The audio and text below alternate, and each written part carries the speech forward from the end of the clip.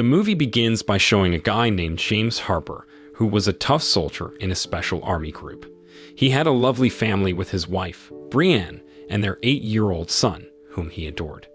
Sadly, James had hurt his knee pretty bad while he was bravely fighting in Afghanistan.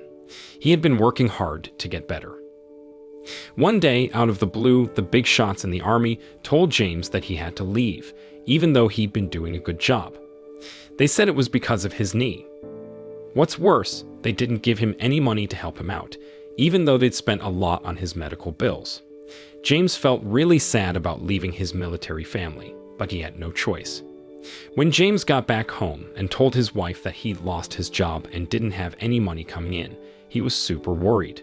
They had a pile of bills to pay, and he didn't have much saved up. But Brienne, his awesome wife, tried to calm him down. She said they'd figure things out together.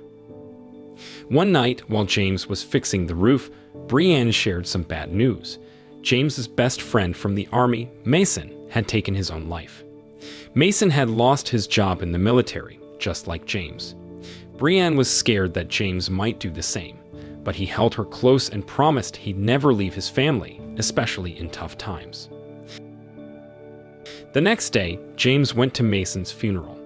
There he bumped into Mike, his old boss from their military days. Mike had left the military too because of the same job cuts. They were still good pals, and Mike invited James over for dinner. They hadn't seen each other in a while since Mike moved away. At Mike's house that evening, they shared stories and chatted about their lives. After a delicious dinner, they settled down to watch a football game. During their conversation, Mike mentioned that he now worked at a private company with better pay. James saw a ray of hope and asked Mike if he could help him get a job there, because he still hadn't found work and had bills piling up at home. The very next day, Mike took James to meet the big boss at his workplace, a guy named Rusty. Before hiring James, Rusty gave him a heads up that the job could be super risky and dangerous. Given James's tight money situation, he didn't have much choice but to take the job and face those risks.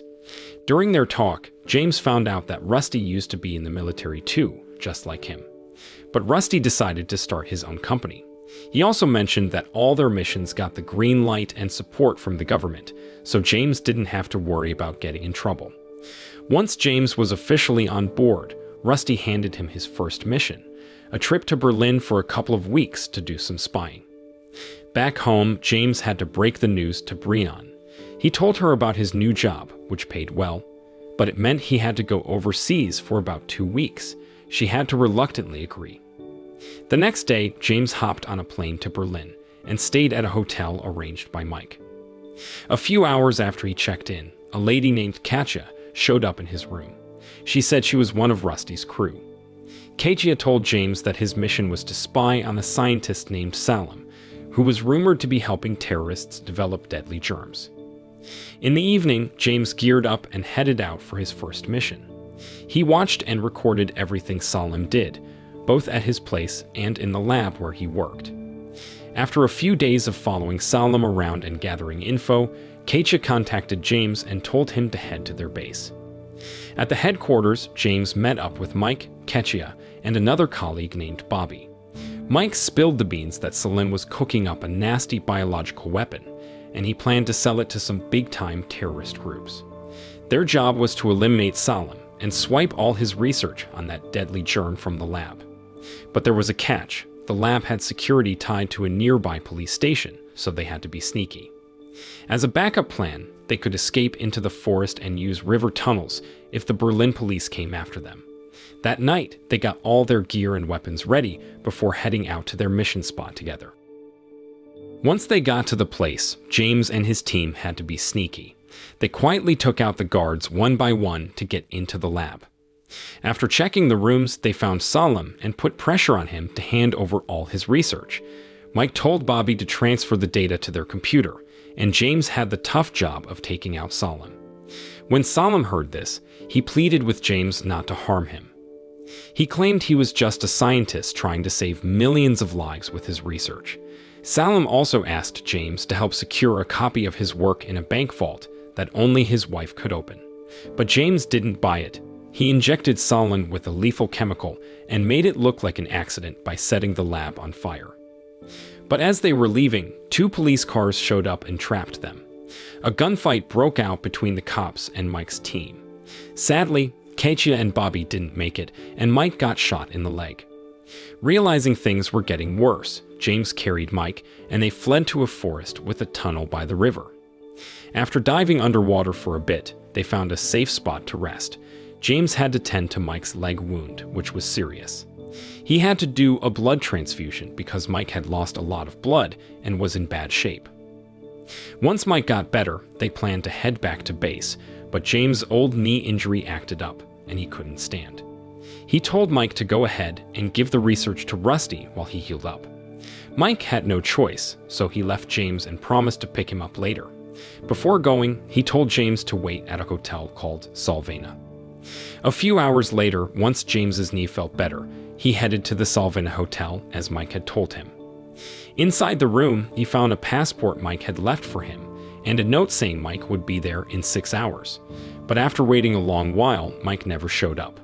James got a bad feeling about it and decided to leave the hotel. He gave Rusty a call to ask about Mike. Rusty shared some worrying news. Someone had leaked info about their mission, and the cops were after them.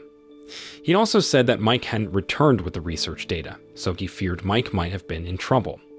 Rusty told James to tell him where he was so he could send some folks to pick him up. But when James saw the people Rusty sent, he got a gut feeling that Rusty was behind something fishy, so he decided not to go with them, thinking Rusty might have harmed Mike. Turns out James's hunch was right on the money. After he went a different way, Rusty got angry and ordered his guys to capture and eliminate James.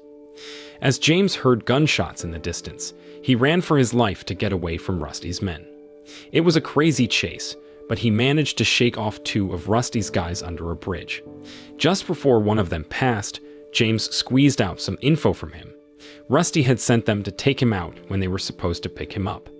James sent a quick message from the guy's phone to Rusty, making him believe that James was history. After a long and exhausting run, James found some shelter in an underground station. He needed to figure out his next move. That's when he suddenly remembered what Solon had calmly mentioned, the copy of the research data he had hidden away in a bank vault. The next day, James went to Solon's house and asked Solon's wife to grab a copy of the research data from the bank. At first, she didn't want to do it, but when James threatened her son, she had no choice but to go along. They headed to the bank vault and got the data, which Solon's wife handed over to James. When he looked through it, he was surprised to find out that Solon was just an ordinary scientist. Solon was working on a vaccine for a deadly virus that was spreading worldwide. He planned to give the vaccine for free to those who needed it, but there were some shady folks trying to steal it for their own gain. After learning all this, James decided to head back to the USA using the passport Mike had given him. Once he got to the States, James went to see Mike's wife to break the news about her husband's supposed death, but to his shock, Mike was still alive. James suspected that Mike had teamed up with Rusty to get rid of him. The next morning, James secretly followed Mike to figure out what he was up to. But it turned out Mike had caught on and ambushed the people following him all day. When he realized it was James, Mike was surprised because Rusty had told him that James had died during a previous mission. That's why Mike hadn't picked him up at the hotel and had gone to America alone. He had never planned to betray James, which meant Rusty had been playing games with both of them. Meanwhile, James was on the brink of going after Mike, who had lied about the real purpose of the mission and what Salem was up to. But Mike confessed that James should stay away from home because if Rusty found out he was alive, his family would be in danger. Hearing this, James decided that the only solution was to take down Rusty and his crew. Mike, feeling guilty, wanted to help James in the mission to raid Rusty's place. That evening, Mike pretended to want to visit Rusty, giving James a chance to sneak into Rusty's house through the back door. Together, James and Mike took out Rusty's men one by one, leading to a fierce shootout. Once all of Rusty's men were down, Mike and Rusty faced off and shot each other until they'd both passed away. After that, James approached Rusty, who was barely hanging on, and gave him a punch without saying a word. When their plan was done, James rushed Mike to the hospital to save him, but sadly, Mike didn't make it due to his severe injuries. The next day, James burned Mike and his car to erase any traces before finally returning home to his family. After reuniting with them, James decided it was time to leave America and start fresh with his wife and son. The end. So the moral of the story is, don't trust secret agents who give you a punch without a word. They might just want to share